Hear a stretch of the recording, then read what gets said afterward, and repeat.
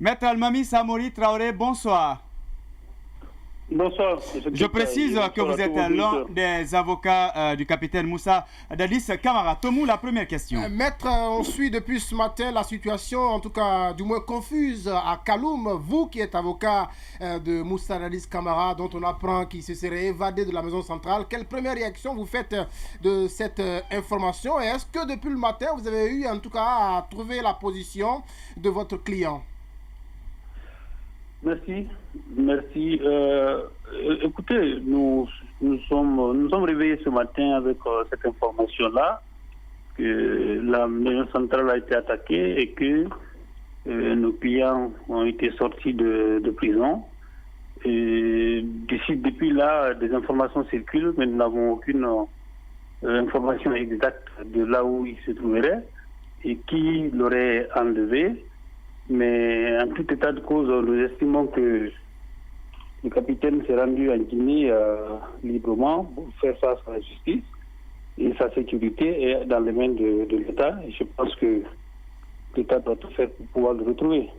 Donc, à vous entendre, c'est un enlèvement. Il a été contraint de quitter la maison centrale, comme certains le pensent. Oui, si les hommes armés viennent à la prison pour faire sortir, bien entendu, des personnes qui sont en attente de jugement, et pour le cas particulier du capitaine Dadis, il n'a pas été recherché à l'étranger et autres pour qu'il puisse venir faire face à la justice. Il est venu librement, donc nous ne pouvons pas conclure à une évasion.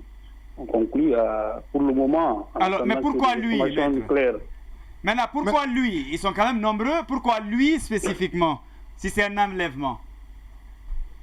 Je crois qu'il n'est pas seul dans cette situation. Oui. Ils sont quatre. Il n'est pas seul, donc on aurait dit pourquoi il n'est pas seul. Ils sont quatre, oui. Alors, c'est vrai qu'il s'est rendu à la justice, mais depuis qu'il s'est rendu, beaucoup d'eau ont coulé sous les ponts, et en plus, à entendre le ministre de la Justice sur notre antenne tout à l'heure, et aussi l'avocat de la partie civile, il paraît que le procès est en train de prendre une certaine tournure avec la comparution de certains témoins et avec l'inculpation de nouvelles personnes. Donc il faut un lien entre ces deux événements. Qu'est-ce que vous en pensez? Je pense que c'est de la spéculation. Effectivement, je peux comprendre l'avis que donne l'avocat de la partie civile, parce que ce sont des intérêts opposés. Mais de la part, le ministre de la Justice ne va pas conclure qu'il y a un lien entre la comparution de prochaines des témoins et cette situation qui s'est produite. De mon point de vue, c'est une spéculation qui devrait quand même l'interpeller. Je pense qu'il est de la responsabilité d'abord des autorités de le retrouver. Parce qu'il est à la disposition, on l'a incarcéré, on est quand même à la disposition des autorités judiciaires. Pour nous, pour le moment, c'est de ça qu'il s'agit. Et de l'autre côté, nous craignons la sécurité du capitaine. Nous ne savons pas quelle est l'identité des personnes qui l'ont enlevé, pourquoi ils l'ont enlevé. Et le capitaine, vous savez, la chose la plus importante pour nous, c'est d'abord sa sécurité et pour qu'il soit retrouvé. Et de toute façon, il fera face à la procédure. Nul ne sait quelle va être l'issue du procès. On attend que les témoins, bien entendu, beaucoup de témoins qui vont comparaître ont déjà été attendus sous procès verbal. Donc il n'y a pas de on ne peut pas lier à cela. C'est trop tôt de conclure à cette éventualité. Allez, voilà.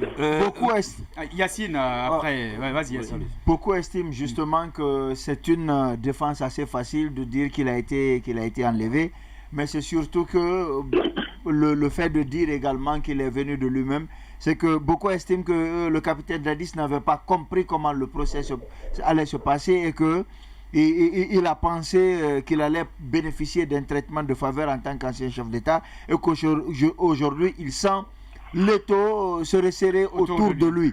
Est-ce que c'est parce qu'il a compris, qu'il aurait compris qu'à ce rythme son sort pourrait être scellé, surtout avec le retournement de veste du capitaine Marcel qui a mis de l'eau dans son moulin? Est-ce que c'est pas une façon pour lui d'échapper à la justice et d'éviter qu'il ne soit condamné à la fin du procès? Ce que vous dites n'a aucun sens. Ah ouais? Ça n'a aucun sens et c'est trop facile de conclure cela. Non, c'est une question, je ne conclue pas. Écoutez-moi, ceux qui font cette spéculation-là on peut, autant ces personnes-là sont en droit de conclure une évasion, autant le camp, nous qui sommes des avocats, sont en droit un peu de penser qu'il y a un enlèvement parce que lorsque vous êtes détenu entre les quatre murs, vous n'êtes pas maître de vous-même. Votre sécurité doit être assurée par quand même l'État, qui doit veiller sur votre sécurité. Et s'il y a intrusion, n'oubliez pas qu'il a quand même été chef d'État. Donc, est-ce qu'il n'y a pas des gens peut-être qui... Je ne sais pas, mais des questions doivent être posées et je crois qu'avec les enquêtes, les autorités, effectivement, pourront nous dire qu'est-ce qu'il en est. Mais le plus important pour nous, il faudrait d'abord qu'il soit retrouvé. Bien. Alors, je veux juste savoir, est-ce que depuis cette situation, depuis ces événements, vous avez été en contact avec le capitaine Dadis? Justement, c'est pourquoi je dis que je ne peux pas vous être utile, parce que jusqu'à présent, je n'ai aucune nouvelle de lui. Alors, sur la base de quoi vous fondez votre opinion pour dire qu'il a été enlevé et non qu'il se soit évadé? Sur la base de quoi? Sur la base de quoi vous insinuez le fait qu'il ait été... Je n'ai pas insinué, j'ai posé une question, maître. Non, vous n'avez pas posé une question. Si. Vous avez dit qu'il y a... Mais en attendant, il n'est pas à la maison centrale. Maintenant, la question... Sur la base de quoi vous vous fondez pour dire qu'il a été enlevé? Je me fonde sur le fait qu'il a été enlevé par des hommes armés. D'accord. Bien, oui. Alors, je voulais juste savoir, donc, il n'y a pas de confirmation. À vous entendre parler, on comprend que jusqu'à date, vous ne connaissez pas exactement la position de votre client. Moi, je reviens pour dire, est-ce que cette situation ne complique pas davantage la position du capitaine Moussa Dadis Camara? Et si, en tout cas, l'option d'évasion est confirmée, et est-ce que de l'autre côté, ça ne donne pas des situations atténuantes? Je ne dis pas que c'est en sa faveur, je vous parle de Touba Diakité, mais est-ce que ça ne profite pas à cet homme? Est-ce qu'il ne pourrait pas avoir des situations atténuantes? Puisque en matière de droit quand même, lorsqu'on parle de procès, je parle sous votre contrôle, mais il y a cette autre option. On ne va pas faire le procès à l'antenne. Est-ce que je peux vous dire simplement, nous suivons la situation. Pour nous, c'est très risqué. De la sécurité même de nous qui sommes ses conseils, on est inquiet, vous savez. Donc on ne sait pas ce qui s'est passé. Nous sommes en train de chercher à comprendre la situation parce que nous ne sommes pas en contact. En tout cas, moi personnellement, je ne suis pas en contact avec le client. Je n'ai aucune information de lui pour le moment. Donc, pas dire que ça peut profiter à Paul ou à Pierre dépendra de ce qui va résulter des enquêtes qui vont être menées éventuellement. Le procès doit quand même continuer. Le lundi, vous serez au procès avec ou sans votre client? La matière pénale, c'est l'assistance, pas la représentation. D'accord. Oui, le lundi, les avocats sont en grève, donc c'est pas possible que le procès se tienne le lundi.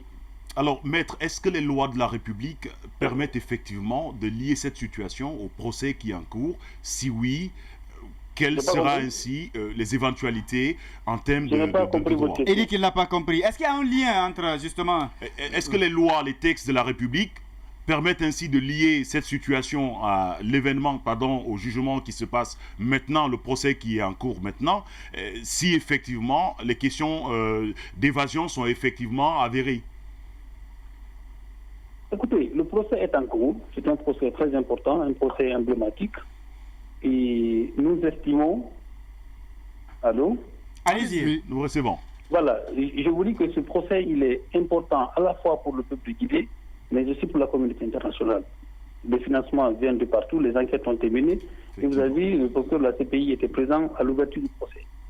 C'est pour vous dire que ce procès, il est extrêmement important. Donc, nous estimons qu'il doit aller jusqu'à son terme, jusqu'à ce que les personnes qui sont poursuivies soient situées, bien entendu, sur leur sort. Et tous ont intérêt, y compris surtout les accusés. Parce que quoi qu'il en soit, quelle que soit la durée ou l'endroit où se trouvent ces accusés, là, ils feront face à la justice. Ça, de ce point de vue-là, il n'y a aucun souci par rapport à ça. Ce que je peux vous dire simplement, je ne peux pas conclure pour le moment à la thèse de l'évasion. Il appartiendra de l'État à l'État de diligenter les enquêtes qu'il faut pour que ces personnes d'abord puissent être retrouvées. Puisque j'ai appris qu'il y a certains assaillants qui ont fait l'objet d'arrestation, je crois qu'à partir de ces dates-là, on peut savoir effectivement de ce qui s'est passé. Mais ce que je sais, le capitaine Dadis que moi j'ai conseillé, pour que je conseille, dans le cadre de ce procès-là, avant même l'ouverture de ce procès, je sais qu'il n'est pas capable de s'évader. Ça, je peux vous le confirmer. Maintenant, les enquêtes vont démontrer ce qui va en résulter, mais pour le moment, je ne peux pas conclure à une évasion. Vous ne pouvez pas conclure à une évasion, c'est d'ailleurs plutôt ce que le ministre de la Justice a dit, mais à côté, ce qu'il a dit, c'est qu'il a rassuré de la suite du procès et que partout où ces personnes pouvaient être, il va tout mettre en œuvre, il va tout mettre les moyens en œuvre, en tout cas pour les ramener. Par rapport à la suite du procès, j'ai posé la même question tout à l'heure à Maître Lancinet. Les victimes se disent inquiètes par rapport à la suite. Est-ce que vous avez quand même espoir que les choses puissent entrer dans l'ordre et que le procès reprenne son cours normal pour que la vérité triomphe ou pas, si Dadis est impliqué également, que la justice se prononce ou non en sa faveur?